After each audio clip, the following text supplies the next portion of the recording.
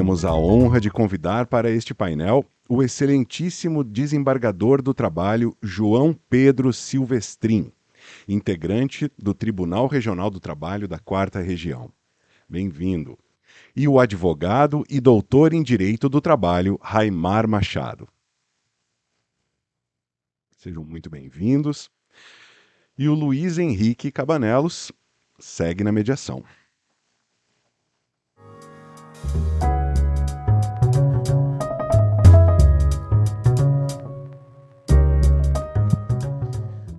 Bom, vamos retomar aqui os nossos trabalhos. Quero, em nome do Instituto, agradecer a presença do desembargador. Quero agradecer aqui a presença do desembargador João Pedro Silvestrin, agradecer aqui a presença do meu querido amigo e sócio Raimar Machado, e para que a gente possa aqui ter um máximo de aproveitamento com as reflexões dos senhores, a gente inicia aqui o nosso painel. Vamos seguir a mesma metodologia que desenvolvemos no painel anterior, então uma exposição inicial dos senhores, e depois abriremos aqui. Já temos algumas perguntas que chegaram pelo nosso sistema de QR Code, continua ainda aberto aqui para perguntas, se as pessoas quiserem encaminhar, fiquem à vontade.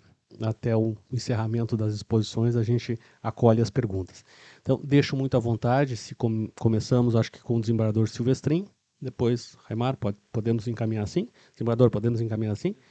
Claro, por favor, fique à vontade.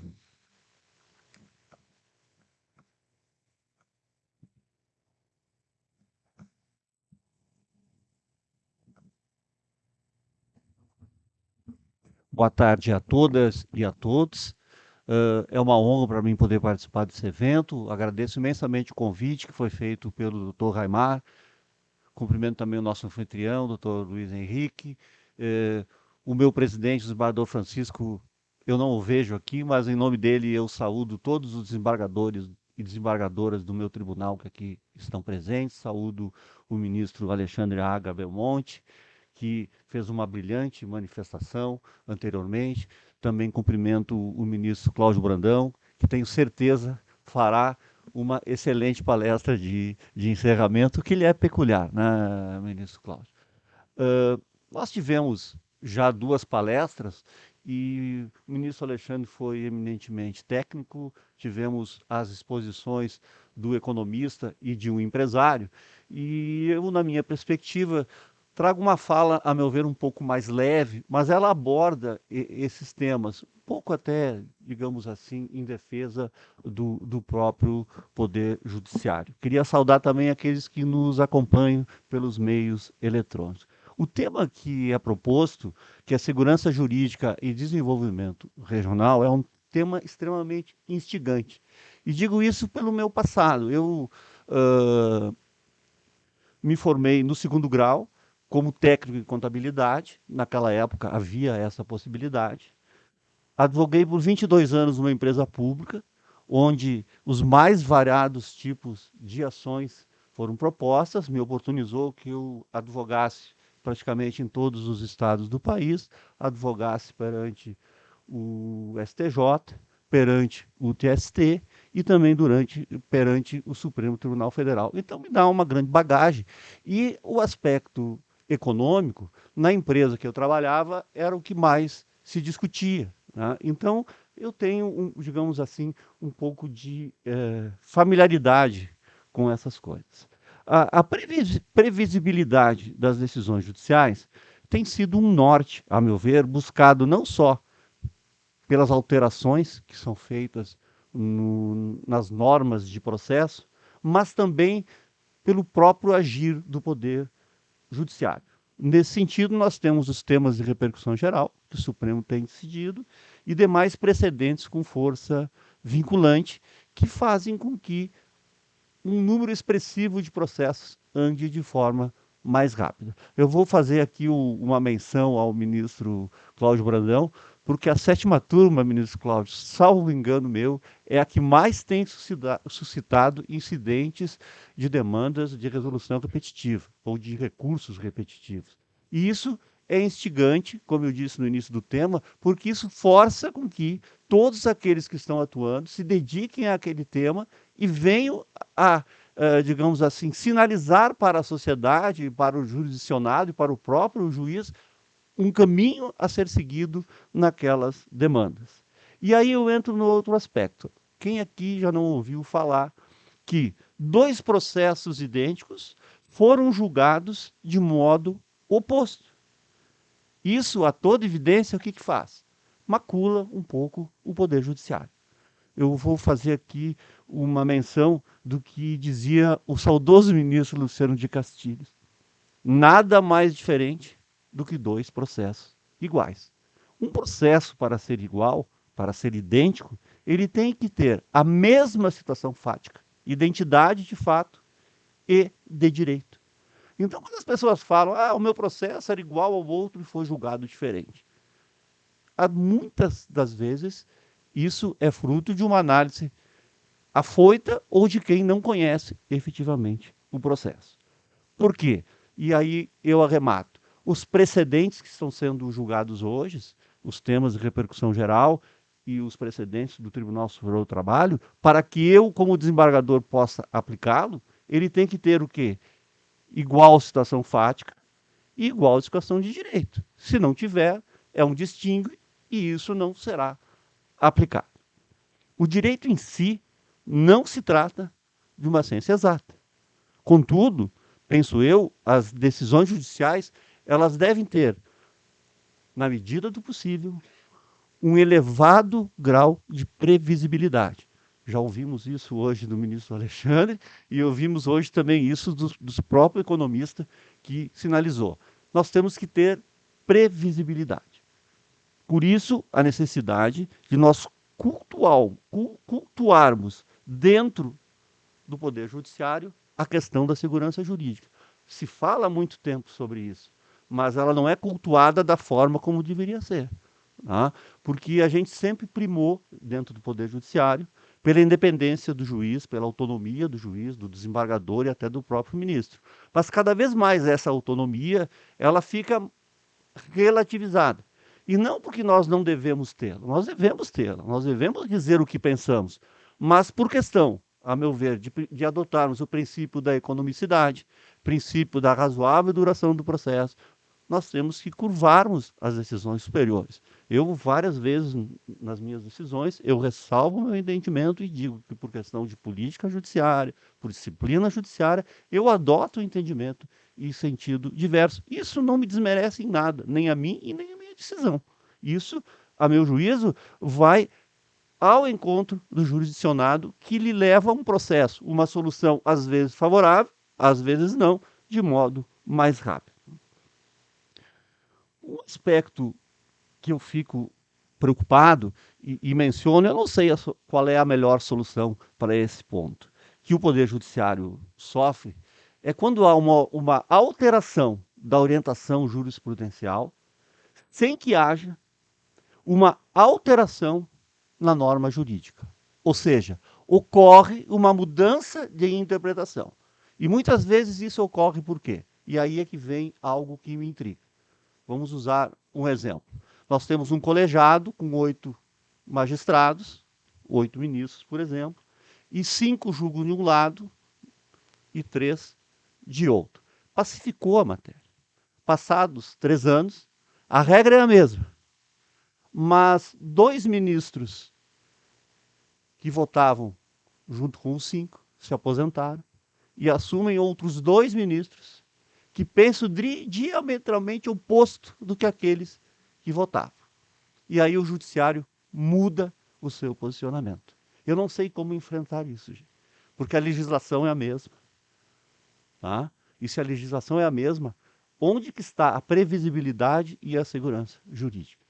Eu penso que se deve pensar que, uma vez decidido por aquele órgão em algum momento, e se não houve uma mudança grande de fatos, ou aqui não houve mudança de direito, se deveria prestigiar aquela primeira decisão que dá a previsibilidade necessária para quem vem investir no nosso país. Nós ouvimos aqui que para termos os empregos, nós temos que ter o investimento. Para atrairmos investimento, nós temos que dar, não digo uma segurança precisa, mas no mínimo uma grande previsibilidade do que pode ocorrer.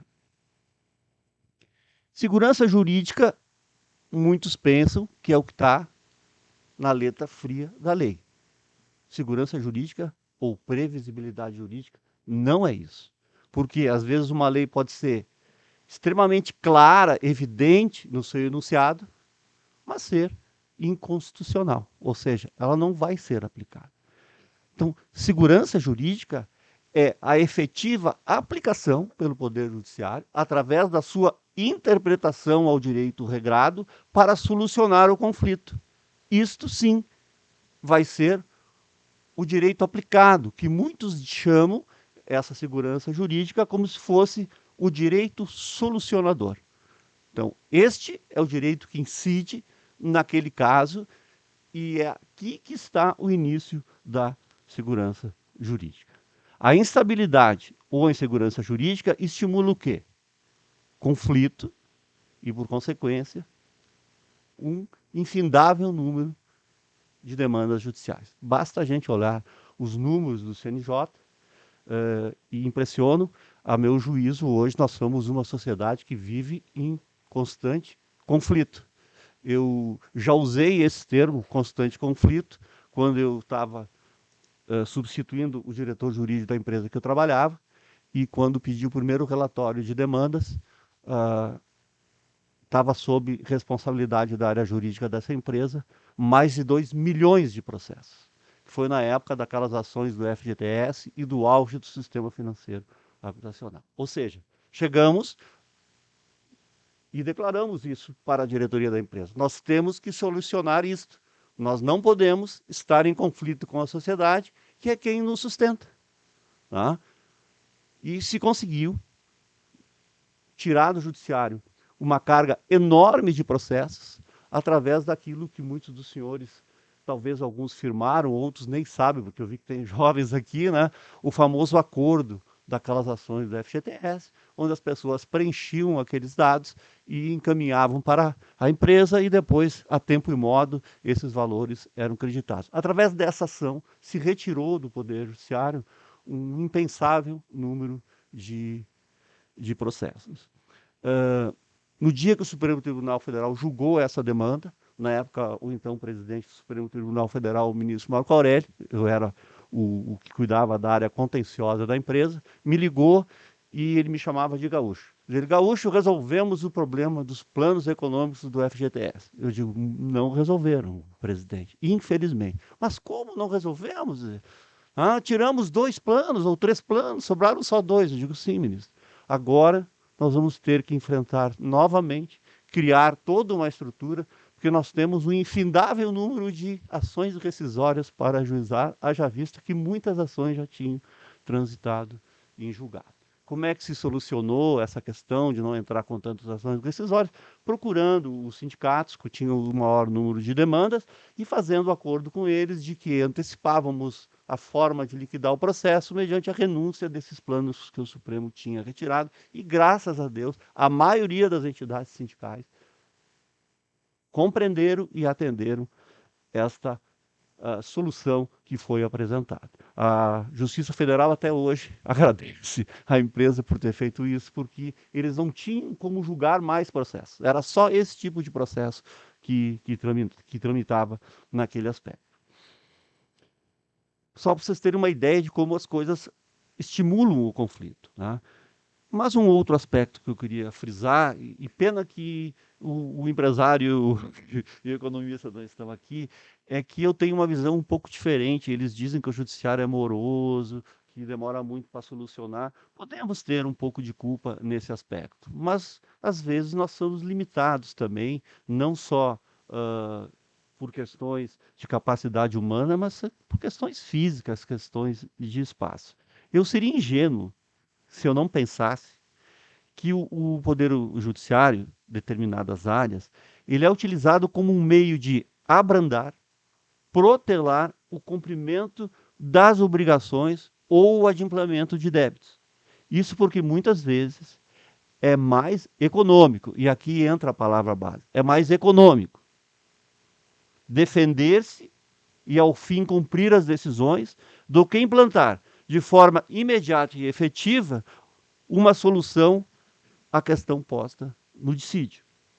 A morosidade, que nesse aspecto, ela só favorece os especuladores que usam este expediente para obter lucro financeiro em detrimento do respeito dos direitos sociais e, às vezes, direitos individuais. Outro aspecto que contribui também para este tipo de atitude é o fato de que, na maioria das vezes, as pessoas que sofrem a lesão desse direito, diria, a grande maioria, não busca que esse direito lhe seja alcançado. A norma jurídica, e isso nós temos que ter em mente, e isso é visível, na maioria das vezes, ela reflete o quê? Ela reflete o interesse das forças dominantes de uma determinada sociedade.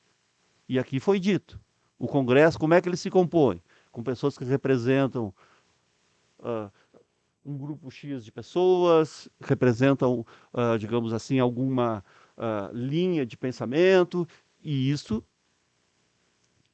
é que predomina. Mas eu penso que, independente disso, a norma também, ela pode ser um instrumento de promover enormes transformações. E é isso que nós estamos precisando. Que sejam produzidas normas que tragam transformações para a nossa sociedade. É óbvio que toda reforma nos incomoda, porque ela nos retira daquela rotina ou do espaço comum. É que nem você fazer uma mudança de casa, sempre dá trabalho. Você vai encontrar coisas que faz anos que você não mexe, que você vai botar fora, mas você vai ter uma vida nova pela frente e vai se ambientar nessa vida nova. E essa mudança, ela tem que ser praticada e vista de que forma? Nem sempre o que vem é bom.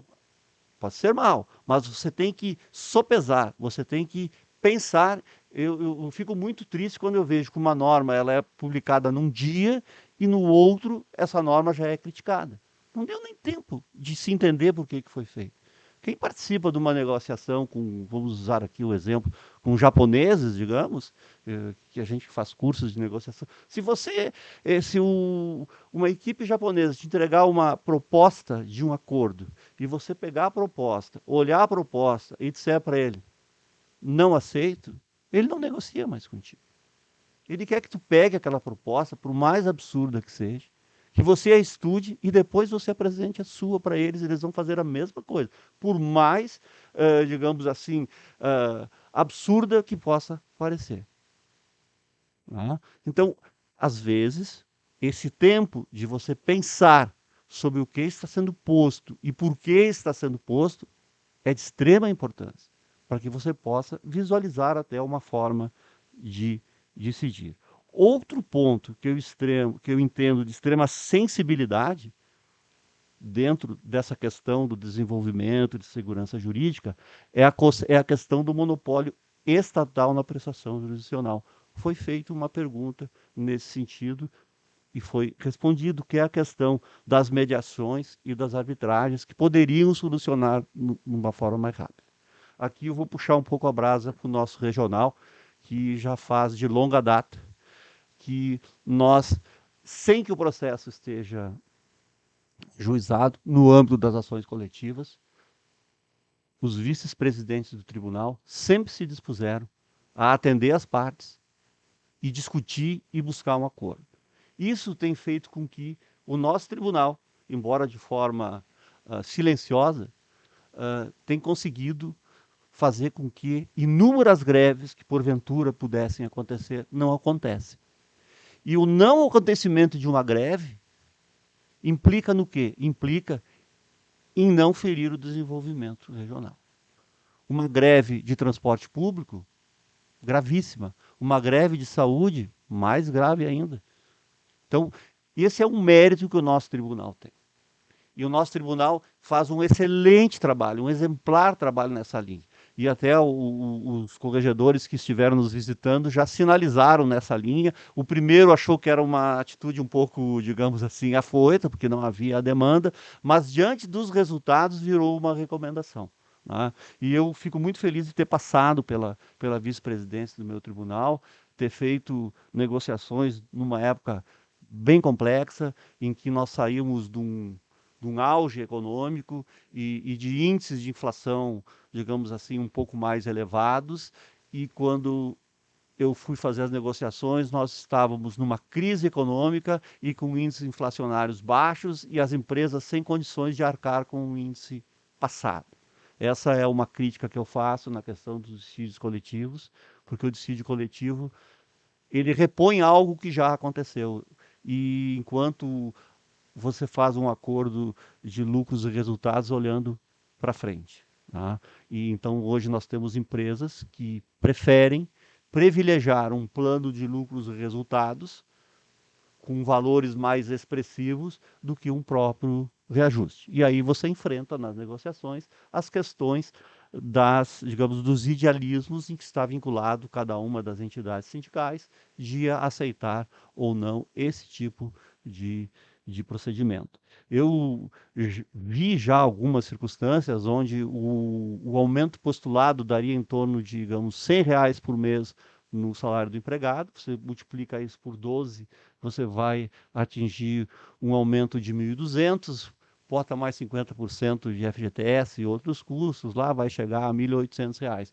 E você vê ele recebendo um PLR de R$ 15 mil lá no final do ano. Então, empresas já começam a visualizar de uma forma um pouco diversa esses aspectos. Enquanto nós, operadores do direito, nós buscamos a justiça, os economistas e os empresários buscam aquilo que o empresário Johann Peter comentou. Ele busca a eficiência. Eles têm uma visão diferente da nossa. Tá? A eficiência está à frente de tudo. E nós temos a responsabilidade. Nós temos que olhar para a eficiência, mas nós temos a responsabilidade muito grande de levar à justiça. Então, a segurança jurídica possibilita, para os economistas, previsões com maior acerto para o futuro. Não acho isso errado. Essa é a razão pela qual os investidores, digamos assim, necessitam para poder investir. Eles têm que ter uma mínima, digamos, perspectiva de que aquilo que vai ser contratado vai ser feito na realidade. Eu vou fazer um exemplo bem prático disso. Por que eu digo isso? Porque hoje nós temos ainda em algumas áreas do direito, nós temos uma dicotomia entre o que está na lei e o que é decidido. Em outros termos, aqui eu estou falando no direito alternativo, de uma forma mais direta. Eu particularmente penso que a interpretação da norma ela pode ser feita com uma determinada flexibilidade. Tá? Há interpretações que são aceitáveis, mas agora eu sou totalmente contra qualquer tipo de arbitrariedade. Tá? E a gente ainda vê em alguns aspectos do Poder Judiciário, isso é a exceção, mas nós ainda temos algumas atitudes que são arbitrárias. E aí acaba essa arbitrariedade, mandado de segurança, nos tipos de demanda e no momento e na instância correta isso é corrigido. Morosidade do poder legislativo. Melhor, morosidade do Poder Judiciário. Eu particularmente vejo uma morosidade muito maior no Poder Legislativo. Por que eu vejo uma morosidade muito grande no Poder Legislativo? E o Poder Legislativo é engraçado. Ele é extremamente ágil quando lhe interessa e ele é extremamente moroso quando algo que ele tem que decidir vai impactar na sociedade, às vezes não como uma boa ação, vamos usar isso, né, para não dizer um outro termo, né, que nós estamos agora em época de eleição. A velocidade com que as coisas acontecem no mundo econômico é fantástico. E a morosidade com que a legislação vem para cuidar desses aspectos é muito lenta. Tá? Vamos usar o exemplo aqui, a questão dos aplicativos. Ministro Cláudio e ministro Alexandre. Decidir uma questão dessas é extremamente complexo.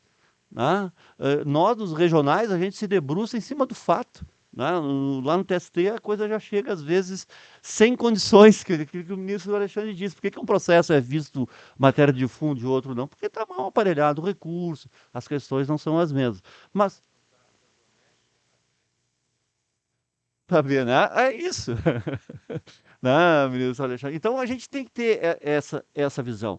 Eu gostaria que o Poder Legislativo ele não precisasse ter uma velocidade de uma Fórmula 1. Ele podia até ser uma tartaruga, mas que fosse constante. Ele não é constante. Ele tem altos e baixos, tem velocidades e depois para. Né? Terem um exemplo, nós temos inúmeras empresas, e aqui envolve o desenvolvimento econômico, que têm uma dificuldade enorme de preencher as suas vagas de PCD, de deficientes. São inúmeros os processos que chegam, tanto no regional quanto no TST, sobre essa matéria. Tá? O Tribunal Superior do Trabalho, a meu juízo, evoluiu um pouco na sua jurisprudência, era rígida no sentido de nenhuma espécie de empresa podia não deixar de contratar.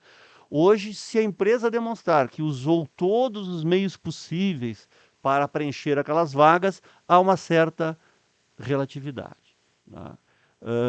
Eu, após julgar um processo desse do regional, encaminhei 3 projetos de leis para 3 deputados tratando sobre essa matéria. Na realidade, a meu juízo, a contratação de um deficiente, não sei se esse é o termo certo, tem que ter cuidado, hoje em dia a gente tem que ter cuidado, o portador de deficiência, é um custo social que a empresa tem. Ou ela paga salário para este empregado, ou ela usa esse valor em prol da sociedade, levando um benefício para quem está nessa situação. Então, por que a empresa não pode, em vez de uma empresa de segurança, por exemplo, em vez de ter 10 empregados, ela possa utilizar esse valor e patrocinar 3 ou 4 atletas que participam dessas Olimpíadas de deficiência, né? Essas pré-olimpíadas. A finalidade social de incluir é a mesma, é só uma questão de ótica. Até hoje, sequer uma resposta eu recebi desses projetos. Então, agora eu vou tentar buscar um deputado mais próximo que eu possa argumentar melhor para tentar andar. Não sei se é algo viável, mas me parece que é algo plausível, que é algo razoável. Como já dito, a economia olha para o futuro e a justiça olha para o passado. Essa é uma afirmativa um pouco dura, mas é real isso. A economia, ela prevê, eles têm que pensando no futuro. Tá? Nós estamos falando aqui hoje com o empresário, ele está pensando daqui a 10 anos, ele não está pensando amanhã. O empresário não vive dessa forma. O dia de amanhã ele já pensou há muito tempo. Eles têm uma visão diferente que nós temos de direito. E nós estamos hoje julgando o quê? Julgando as coisas do passado. Tá? Eu estou recebendo as primeiras demandas que versam sobre Covid. O ministro Alexandre fez aqui um exemplo muito bem posto, ministro Alexandre. Está chegando agora. Eu estou trabalhando no passado. E se eu for julgar aqueles processos com a cabeça de hoje, eu posso cometer uma grande injustiça. Eu tenho que julgar aqueles processos com a cabeça que eu tinha no momento da pandemia. Eu tenho que voltar para a pandemia para poder decidir de forma justa. Porque se eu for aplicar agora a lei, outra visão que eu tenho, não existe mais aquele problema, é tudo muito tranquilo, as coisas andam mais fácil, nós estamos todos aqui sem máscara, é outra visão. Então você tem que fazer esse trabalho que nós fizemos. E a justiça faz isso. Afirmei também que e vou reafirmar agora, a economia olha para o futuro, a justiça olha para o passado. O nosso trabalho, e é um trabalho hercúleo, a meu ver, é tentar encontrar um modo de equalizar essa diferença de tempo. Nós temos que tentarmos ficar um pouco mais próximos. Tá? No meu curso de Direito, eu tive um semestre de Economia onde o professor faltou a maioria das aulas. Tá? Um semestre de Economia. Tá? Então, eu acho que deveriam levar mais isto para o curso de Direito. Vou usar um exemplo que o ministro Alexandre utilizou anteriormente, que é aquele exemplo das unidades produtivas das empresas que estão em recuperação judicial ou estão em falência, que eu chamo como um parque industrial instalado. Né? Por que houve recuperação judicial? Por que houve falência? Porque quem estava à frente, quem estava gerindo, né, esse parque industrial foi incapaz de ocupar o seu mercado. Não vamos aqui entrar em mérito de quais foram as questões, mas ele faliu, ele quebrou e ele tinha uma gama de empregados. O que ocorria até vir a lei nova da recuperação judicial e da falência? Esses parques industriais, e eu andei pelo Rio Grande do Sul todo, você via parques industriais assim apodrecendo, se deteriorando, estragando, e na hora que eles iam a leilão, eram vendidos para o ferro velho.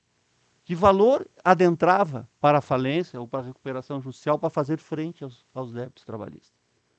Hoje, quando uma empresa compra uma unidade fabril dessas, ela paga o valor, provavelmente vai conseguir um deságio, mas vai comprar uma unidade pronta, e isso ela já está pronta, não vai ter que importar, não vai ter que montar, sai produzindo no dia seguinte. E já tem empregados, pode ser os mesmos empregados, como pode ser empregados novos.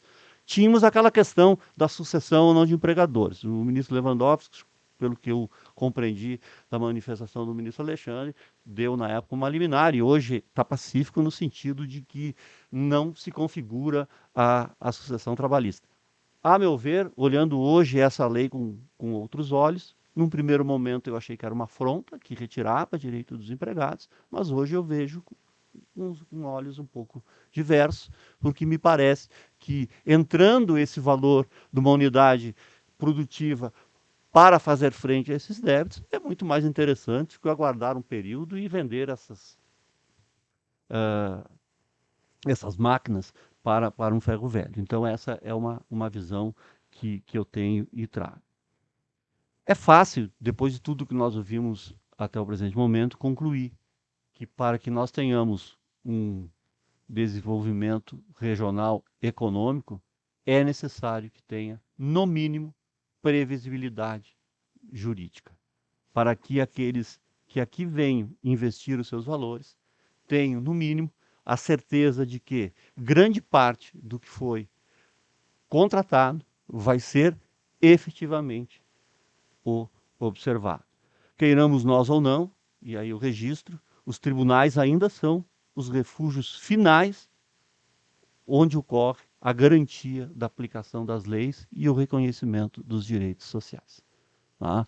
Nós vimos aqui o empresário que aqui estava, ele tem uma visão boa, a meu juízo, ele trabalha em prol de coisas sociais, mas isso não é o comum do empresário. É um empresário diferenciado, não é por nada que ele está com toda essa capacidade que ele tem, né? e essa magnitude de empresa nos mais variados países que ele atua. Um exemplo de o que é a segurança, nem vou dizer que é segurança jurídica, mas uma segurança no negócio. Quem faz um contrato de consignação e pagamento, muitos de nós aqui já fizemos, junto a uma instituição financeira, a gente sabe que os juros que nos são cobrados são muito inferiores do que você ir no balcão e fazer um crédito pessoal. Qual é a diferença de um e outro? A diferença é que a consignação e pagamento, ela vai no teu salário como vai o imposto de renda. Não tem discussão. Né?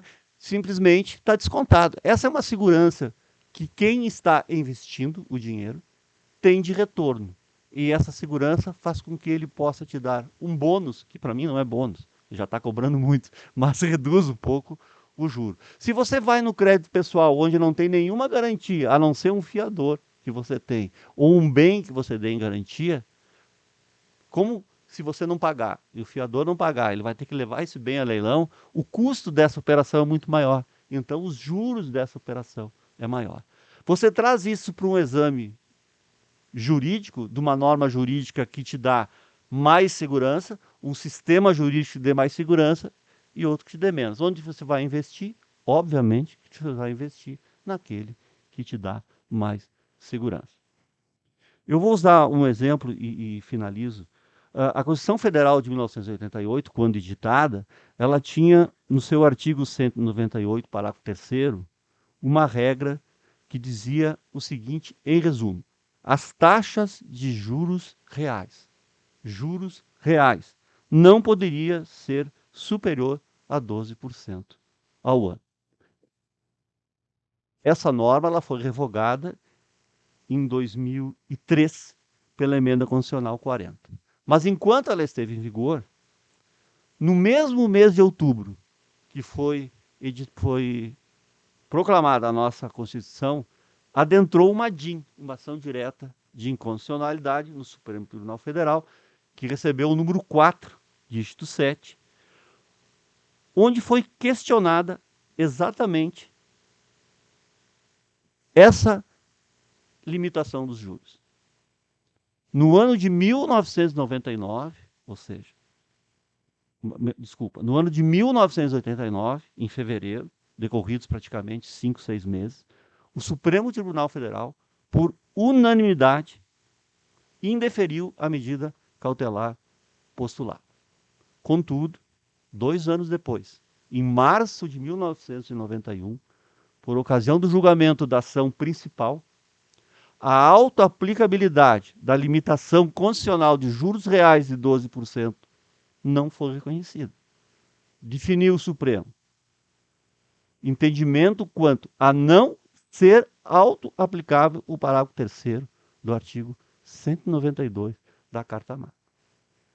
O que se passou nesse período para os ministros negarem uma liminar e depois julgarem quase a unanimidade? Não foi unânime, no sentido da não autoaplicabilidade. Uma grande discussão, o que seja, melhor dizendo, juros reais, o que não seja, compostos, inflação, tira inflação, criou um problema enorme.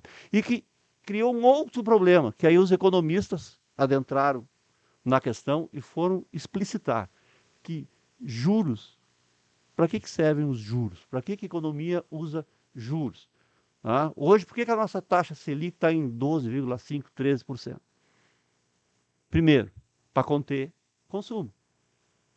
Contendo consumo, você contém inflação. Então, isto posto na Constituição tirava dos economistas um grande instrumento para poder trabalhar economicamente. Alguns tribunais de justiça, eu não vou usar os trabalhistas, tá? Eu vou usar o exemplo aqui dos tribunais de justiça. Nesse período anterior ao julgamento da ação principal, julgavam pela autoaplicabilidade da limitação dos juros. Outros entendiam pela não autoaplicabilidade da questão dos juros. Isso dividiu o país para o sistema financeiro em duas partes. Valores eram alocados primordialmente para aqueles estados onde o Poder Judiciário julgava pela não autoaplicabilidade. E os estados que julgavam pela autoaplicabilidade desta norma recebiam parcos recursos para financiamento. Por que faziam isso? Porque o retorno do valor investido era muito mais caro. Então você tinha que ter uma taxa muito elevada para conseguir isso, né? Isso, a meu ver, na época, impactou enormemente no desenvolvimento dos estados. Teve um desequilíbrio. Teve estados que tiveram um desenvolvimento econômico muito grande, até porque eles recebiam mais valores do que poderiam receber em termos de alocação de valores, e outros que tinham condições de receber, nada recebiam. Isso influenciava, inclusive, em empréstimos de saneamento, de estradas, questões elétricas, questões estruturais dos estados, que não foram feitas em razão disso. E tem um outro processo que eu vou deixar de mencionar, que é uma questão não é simples, o Brasil ia quebrar nesse período, que era uma discussão que tinha entre BTNF e IPC na correção monetária dos contratos habitacionais relativamente ao mês de abril de 90, né, que o STJ reviu uma decisão e depois voltou, também por aspectos econômicos. Ele concluiu que se foi captado dinheiro por um índice, o empréstimo tem que incidir sobre o mesmo índice, sob pena de haver um descasamento. Por fim, gente, nós estamos vivendo um momento que exige muita criatividade e esforço conjunto, né? Nós, o Poder Judiciário, não podemos nos afastar de todos, né? Nós temos que cada vez mais nos aproximar, tentar entender as dificuldades e, óbvio, diante do que juridicamente é possível, né? Contemplar a justiça que cada um busca e que cada um espera. Por isso eu digo aqui que nós devemos ser flexíveis, né? Diz um provérbio indiano que nós temos que ser flexíveis porque o vento não quebra um galho que se dobra, né? Então, com essas pequenas palavras, eu queria agradecer a atenção de vocês, peço escusas se exagerei um pouco em algum pronunciamento. Tudo que eu disse são posições minhas, são posições pessoais, não são posições do Tribunal Regional do Trabalho, até porque a minha opinião representa 1/48 do Tribunal Regional do Trabalho da 4ª Região. Muito obrigado.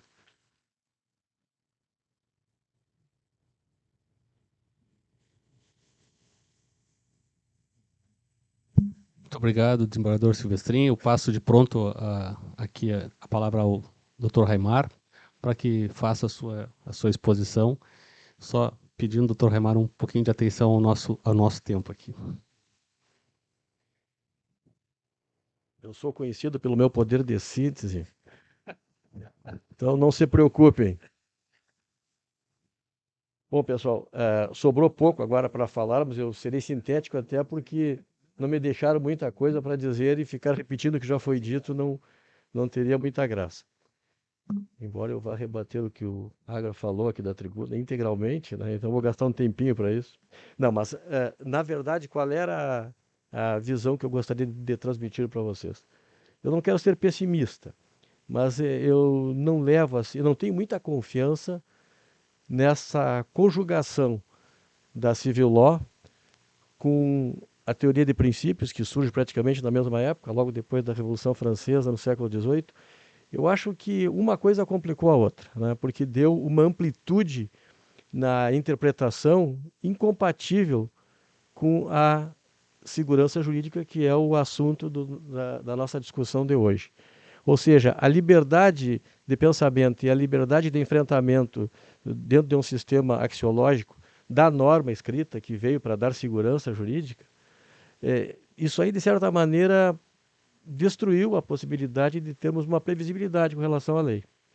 Esses tempos eu estava, eu acho que o Jorge Garcia chegou a ir comigo na casa do Plá Rodrigues, em uma ou duas ocasiões, Jorge, não lembro, em 2007, né? Eu cheguei a participar daquele grupo de Hércules, que é 2007. A vantagem da idade é que a gente já viu algumas coisas assim, né? E em algumas daquelas discussões eu pensava o seguinte: olha, e como é que fica a lei dentro de um sistema que nos dá uma perspectiva tão grande de interpretação de acordo com o sentido valorativo individual? O Plá Rodrigues tinha o pensamento dele, e quando a gente não comprava aquela ideia, teríamos que desenvolver o nosso, dentro da teoria de princípios. Alguns anos após, em 2013, criei na Unisc um grupo de estudo chamado Princípios de Direito do Trabalho no Constitucionalismo Contemporâneo. Tinha a pretensão de amarrar os princípios de um modo tal que não sobrasse muito espaço para personalismos. O que mais teve ali naquelas discussões, que geraram alguns livros na época, foi personalismo. Então, quando nós entramos em princípios de direito, nós temos um espectro muito amplo para a divagação. E eu creio que quando o ministro Agra fez referência aqui ao pragmatismo, e acertadamente concordo com tudo que foi dito, Agra, mas eu acho que nós estamos fazendo referência a uma tentativa bissecular de contermos esse senso de divagação filosófica dentro do direito, que anula toda a perspectiva de segurança da civil law, né, de contermos isso dentro de uma perspectiva prática. Eu daria o seguinte exemplo. Esse tempo eu estava falando com um orientador em um curso, que é o Salvatore Masamuto, eu acho que eu conversei contigo sobre ele, que é doutor em Direito Econômico na Itália, em 2012. Perguntei para ele o que ele se falava muito na Itália na época sobre essa análise econômica do direito. Eu digo, como é que funciona isso? O direito vira uma matemática, a economia prepondera na interpretação, o direito conduz a economia. E eles, não, a explicação é simplíssima, né? Me explicou, era um siciliano muito prático, assim, meio duro. Dizer, é muito simples. Nós estamos falando aqui de eficiência da norma jurídica. A norma jurídica ela não surge para que os juristas se divirtam dentro de visões filosóficas do direito. Ela surge para produzir um resultado. Esse resultado, se produzido, atesta a eficiência da norma. E a análise econômica do direito é a análise da capacidade da norma de produção desse resultado. Lembrei, quando ele me falou isso, que várias tentativas já foram feitas nesse sentido com denominações diferentes. Né? Com denominações diferentes. O saudoso professor Dinamarco, tive a alegria de ser aluno dele também, durante um ano, ele tinha a famosa teoria da instrumentalidade do processo. Né? Eu sei que o Agra gosta muito disso, também o Cláudio gosta desse assunto, né? O processo que visa um resultado útil, não é aquele processo ficar brincando na área ali, fazendo balãozinho e tal, não, é gol. O processo ele se destina a um resultado útil, o que tem a ver, evidentemente, com a sua eficiência. Então, o Cândido Dinamarco dava vários exemplos dessa utilidade, dessa eficiência. Uma vez estávamos falando sobre, ele estava falando, e eu ouvindo, obviamente, né, sobre ações cautelares satisfativas, que na época eram crimes se falar em cautelar satisfativo. Se entrar com a cautelar para um juiz positivista, entrar com a cautelar e não entrar com a ação principal, implica em perda da liminar estabelecida na cautelar. Só que dentro da minha teoria, que é da instrumentalidade, nem sempre isso acontece. Por exemplo, uma liminar que determine a devolução de um filho que foi vítima de um sequestro para os seus pais, e o juiz acredita que foi um sequestro e retira a criança e entrega para os pais, se os pais não entrarem com a ação principal, o juiz não vai mandar devolver a criança para o sequestrador. Então, ele dava, assim, 200 exemplos desse tipo. Né? É viagem, né? Exatamente. São certas situações em que o direito positivo é que está viajando, né? Que nós não podemos vir diretamente pelo positivismo, porque nós vamos dar com a cabeça na parede. Mas essas situações diversas que surgem na tentativa de, através da análise econômica do direito, dar ao direito a sua eficiência, sofrem denominações diversas ao longo do tempo, e o pragmatismo chega a ser uma dessas denominações. Agra. Dentro da filosofia está correto, é pragmatismo mesmo. O consequencialismo, que está previsto lá no artigo 20 da nossa lei de introdução das normas do direito brasileiro, né, quando fala que o julgador tem a obrigação de pensar nas consequências das suas decisões, de fundamentar a decisão com base nisso. Né. O consequencialismo também está na esfera do pragmatismo. Né. O consequencialismo, então, ele é uma maneira de ver também se o direito atinge o seu resultado, se ele é ou não é eficiente. Enfim, nós temos aqui 3 ou 4 nomes, um vindo da filosofia, outro vindo da economia, outro do direito positivo, dando ao direito esse enfoque de algo que deve produzir resultados. E essas coisas, eu estava brincando esses dias, tem uma sobrinha que está estudando, está na academia, e ela me falou sobre um assunto parecido. Eu digo, olha, isso parece aquele... Em Alegrete, lá tinha um barzinho do subsolo do edifício consórcio, que toda vez que eu ia a Alegrete mudava de nome aquele bar. E a minha irmã apresentava com uma novidade. Aqui, tu já foi no bar tal? Eu digo, não, vamos lá. Chegava lá, era o mesmo bar. Só tinha mudado o nome. Então, acho que consequencialismo, pragmatismo, análise econômica do direito, né? Essas coisas, elas me lembram aquele bar. Né? Eu chego no mesmo lugar, só com outro nome. Né?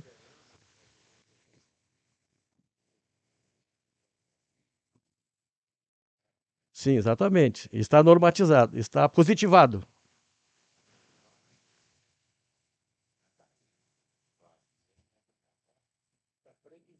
Sim. Sim.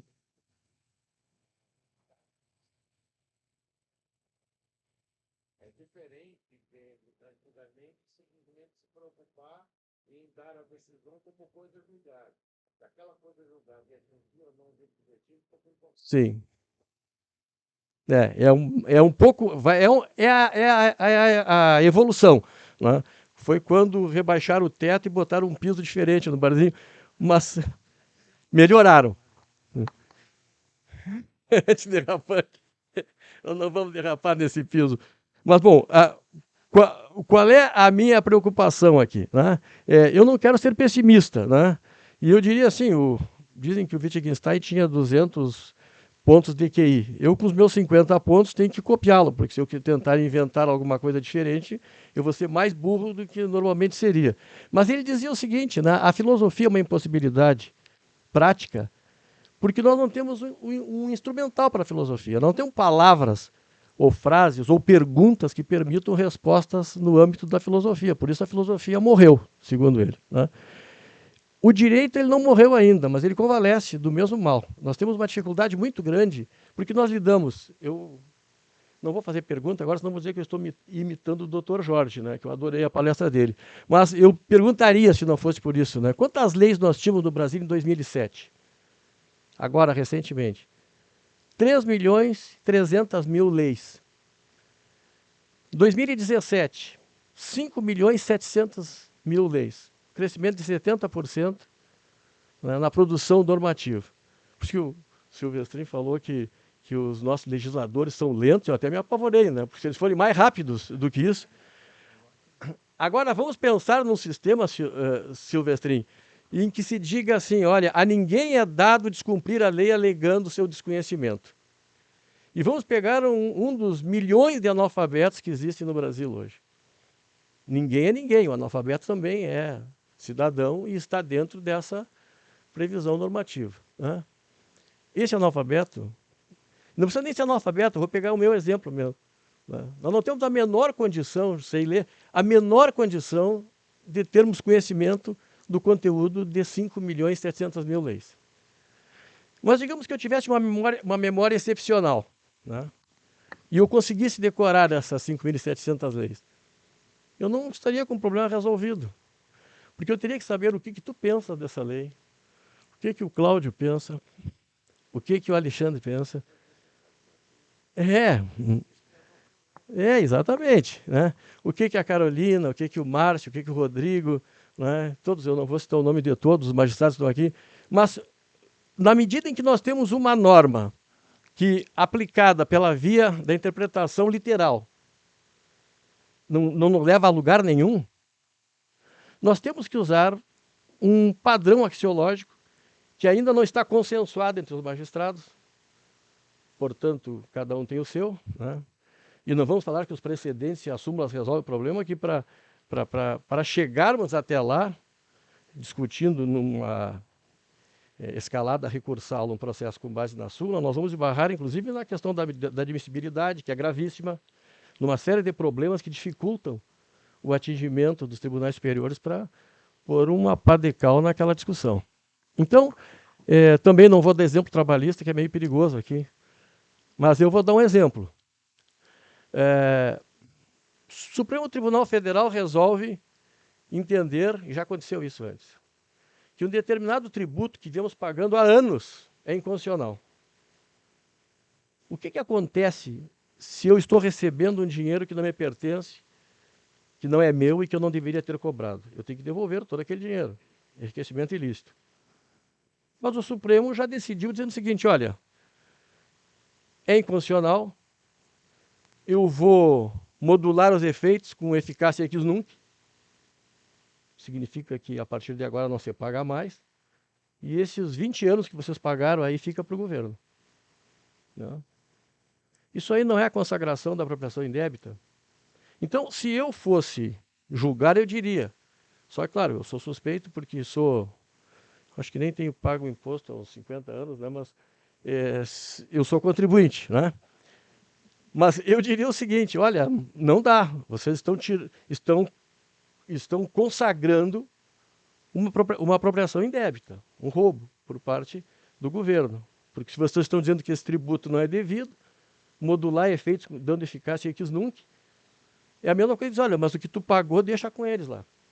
Quem cometeu o erro da inconstitucionalidade não fui eu, foi o agente que criou a norma. Então, o problema da segurança jurídica não é um problema que habita exclusivamente, não é algo que parte dos tribunais. Eu acho que todo o sistema jurídico e que envolve, inclusive, o executivo, que produz normas, né?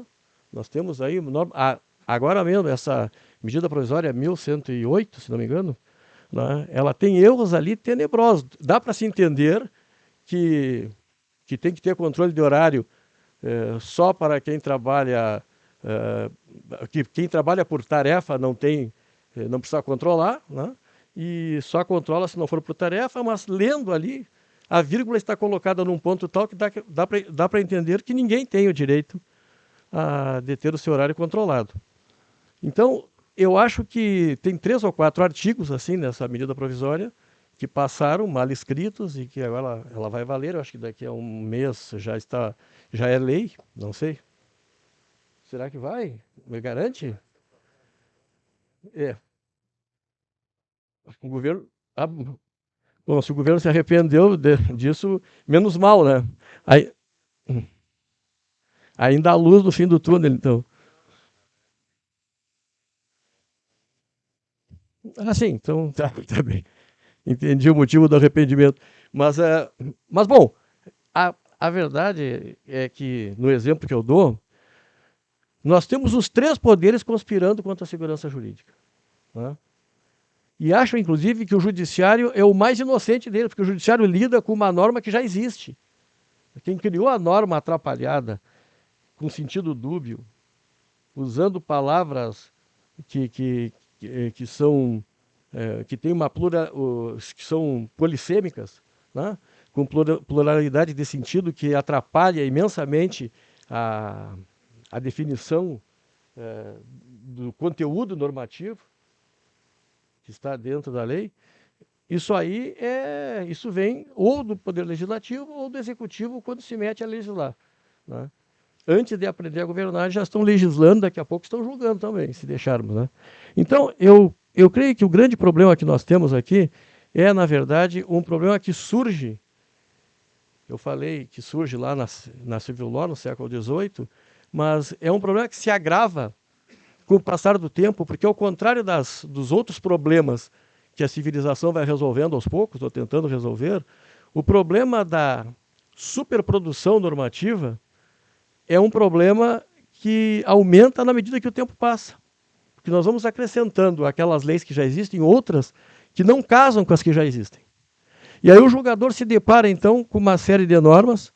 Antigamente, nós víamos ali revogos das disposições em contrário e íamos certeiramente lá naquelas disposições em contrário.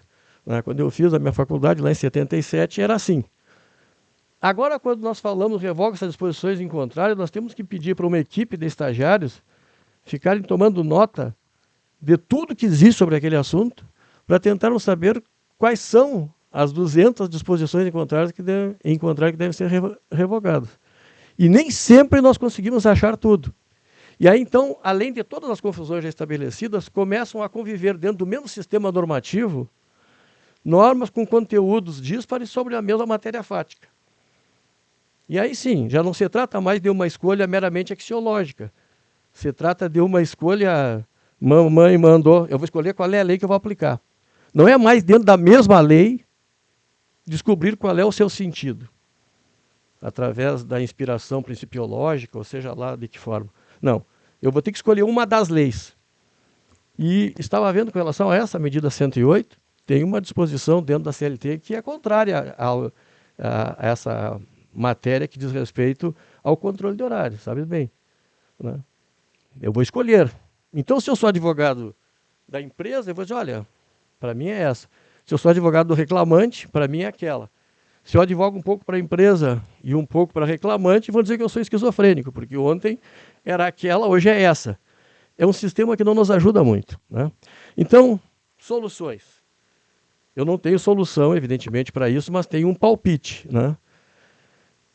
Algum tempo atrás, como se diz no interior, me metendo de pato a ganso, eu escrevi um artigo que era sobre consenso axiológico na hermenêutica. E entendi o seguinte, na medida em que os tribunais conseguem, por maioria, independentemente da formalização de precedente, de pré-julgado, que pelo Código Civil, pelo Código de Processo Civil, todos os tribunais devem criar os seus, mas independentemente disso, né, na medida em que os magistrados sabem que naquele tribunal existe uma maioria que se posicionou sobre determinada matéria fática, de uma determinada maneira, deve surgir a partir daí um consenso axiológico que permita que os demais magistrados, não abrindo mão da sua independência, não é dizer, olha, eu não posso julgar pela minha cabeça, agora não, pode. Mas tem que saber que os magistrados eles estão dentro de um espírito de corpo e quem fala, na verdade, é o Poder Judiciário. Então nós temos, por exemplo, eu não queria dar um exemplo, só para encerrar, né? Nós temos na 4ª Região algumas situações, especialmente no 1º grau.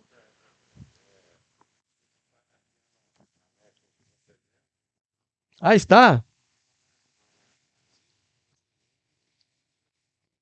Não lembro disso, mas de qualquer maneira deve ser aquela inspiração. Sabe quando a gente sonha com alguma coisa e no dia seguinte diz assim, olha, eu fui lá naquele barzinho, mas foi um sonho? Mas é possível que esteja, porque eu li alguns... Eu estou muito impactado por aquele artigo, Agra.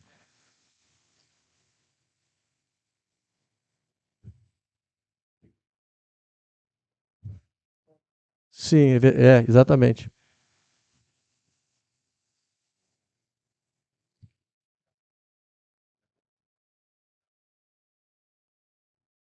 Uhum.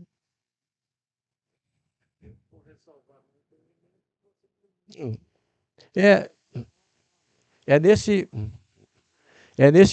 sentido. O Dr. Agra escreveu um maravilhoso artigo em fevereiro de 2022 e trata disso, né? E nós estamos muito conectados, Agra. Eu acho que é uma telepatia, porque em 2013, quando eu escrevi sobre esse pacto semântico, esse pacto axiológico, eu mais ou menos desenvolvi nesse...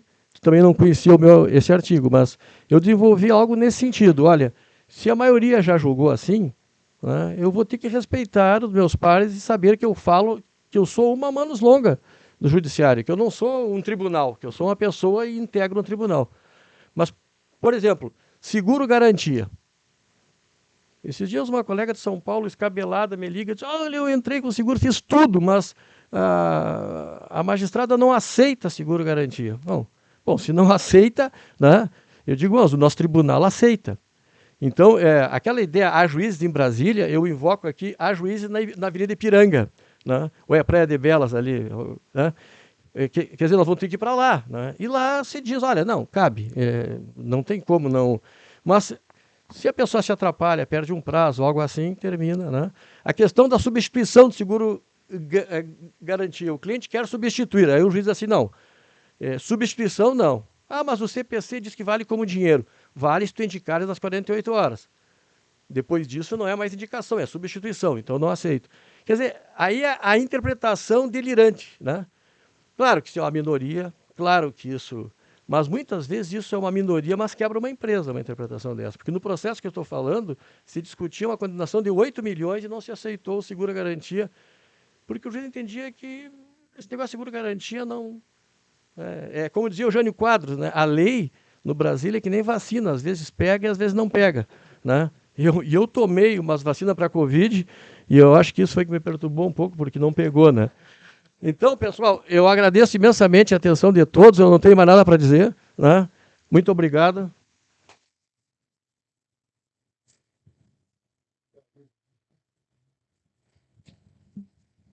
Muito obrigado, doutor Remar. Em respeito aqui até o nosso tempo, que está um pouquinho esticado, e temos a conferência do ministro Cláudio, eu vou encaminhar uma pergunta, recebemos várias perguntas, depois eu me encarrego de fazer a remessa aos senhores para que possam responder e a gente compartilha com as pessoas que se inscreveram no evento. Então, eu encaminho uma pergunta e aí tomo a liberdade de fazê-la aos dois, para que oportunize a manifestação. E a pergunta vai no seguinte sentido: em temas que envolvem matéria de direito, é comum vermos que a hermenêutica jurídica enseja interpretações distintas. Isso ocorre com uma maior frequência quando comparamos regionalidades.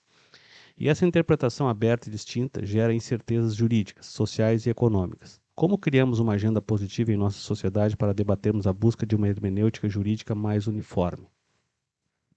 Deixo à vontade para que possam...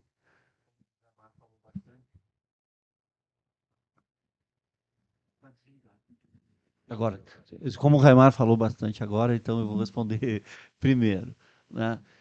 A pergunta menciona interpretações divergentes regionalizadas, né? Pelo que eu compreendi. Se é matéria de direito, o caminho é o processo, o caminho é o recurso de revista, né?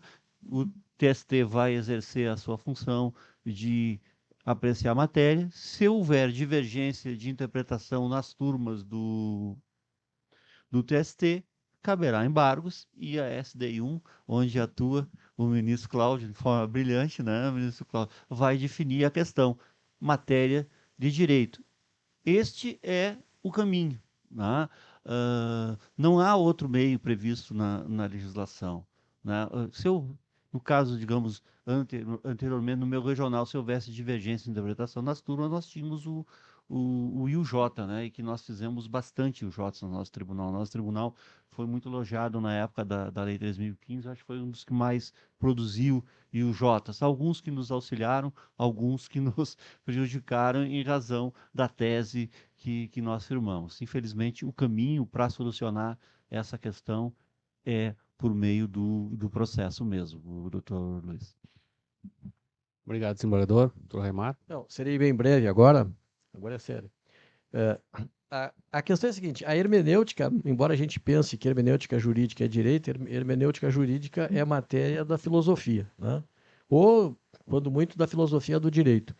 E quem faz essa pergunta, que é muito boa, está imaginando assim que cada cabeça é uma sentença e aqui a gente pensa assim, né? Porque é uma ideia que é corrente. A gente não foge muito desse pensamento de que em cada região do Brasil existe um pensamento acerca da economia, acerca do direito, acerca da estética e acerca de diversas questões, especialmente de ordem filosófica, né? Só que o nosso sistema processual admite que eu não vou dizer forçado, que isso é meio pesado, mas que eu me dobre a um entendimento já cristalizado dos tribunais. Nós temos um sistema de precedentes, nós temos um sistema de súmulas, nós temos um sistema em que, inclusive, aquelas súmulas anteriores à reforma, e isso aí, Agra, é algo que eu aprendi contigo, né? A questão da súmula persuasiva, né? É bem interessante que a súmula ela pode não ter aquela força para impor a sua observância, por ser uma súmula anterior à reforma, ou sei lá por que razão, mas ela tem um efeito persuasivo. Então, nós temos aqui a ideia de que o sistema admite que eu julgue por um padrão hermenêutico que não é meu. Que eu julgue pelo padrão hermenêutico dos tribunais superiores, que impõem a sua jurisprudência e fazem muito bem, né? Agora, o grande problema que surge aí é o seguinte, né? Nós temos um país, eu vou usar um chavão bárbaro, né? Dimensões continentais, eu não gosto disso, mas nós temos um país com dimensões continentais, aonde os valores, eles mudam também, impactados pela cultura, pela história, pelo clima, por diversos fatores próprios de cada região. E nós temos um tribunal em Brasília que tem essa difícil missão de uniformizar a jurisprudência. E essa jurisprudência, ela se dá no recurso de revista sobre matéria de direito, ou seja, nós não estamos examinando o conteúdo fático nas demandas, mas estamos examinando já o direito em si e a modalidade de aplicação e de interpretação cabível nesse direito. No momento em que isso é sumulado, ou que há um precedente que deva ser cumprido pelos demais tribunais, não é bobagem eu dizer que eu passo a julgar agora com uma consciência axiológica que não é a minha, que é a do tribunal. Então, aquela síndrome de Gabriela, né, eu nasci assim, vou ser sempre assim, na magistratura não funciona, né?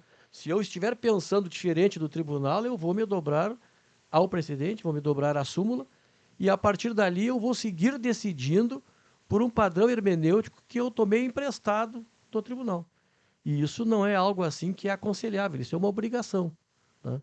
Então, essa uniformização da jurisprudência tem muito a ver com a ideia de que a hermenêutica, embora ela possa pipocar de modo diferente em cada região, ela converge para um ponto, que é Brasília, da onde ela retorna pasteurizada, pronta para uso, né? E dentro de uma decisão uniforme para todo o Brasil. Porque senão, aí alguns estados nem existiriam mais. Olha, lá no Piauí, porque sempre o Piauí, né? No Piauí se decide assim, então eu não vou para lá. No Rio Grande do Sul não dá, porque no Rio Grande do Sul entendem que se eu tiver um relógio eletrônico no bolso, eu estou sendo observado na minha jornada, onde quer que eu esteja. Em São Paulo não dá, porque o salário é muito alto. Porque... Não. Na medida em que há uma uniformização, o Brasil começa a se tornar mais ou menos homogêneo para investimentos, salvo algumas questões práticas de infraestrutura e algumas posições jurisprudenciais mais favoráveis, ou menos favoráveis à livre iniciativa.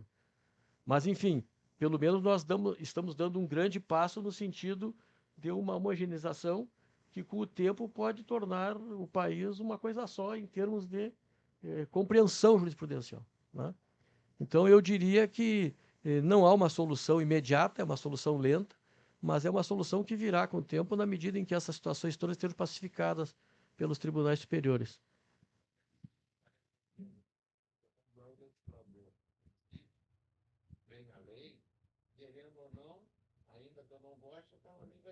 É verdade. Aí eu resisto. Exato, aí eu resisto, exatamente. É um fenômeno, né? Bom, obrigado, doutor Remar. Eu vou encaminhar aqui para o encerramento do painel, até em função do nosso horário. As demais perguntas eu peço a gentileza de serem respondidas, nós vamos encaminhar. Agradeço a todos que encaminharam as perguntas. Muito obrigado, desembargador Silvestrin, pela sua gentileza em acolher o nosso convite, estar aqui para compartilhar dos seus pensamentos a respeito do tema. Dr. Remar, muito obrigado pela sua manifestação, pelas suas ponderações. Depois, puder compartilhar conosco o endereço daquele bar lá em Alegrete, a gente pode, numa próxima viagem a Alegrete, visitar, para ver se realmente ele altera. Muito bem, muito bem. Nós vamos encerrar aqui o painel e vamos à conferência do ministro Cláudio para encerrarmos o nosso seminário. Muito obrigado.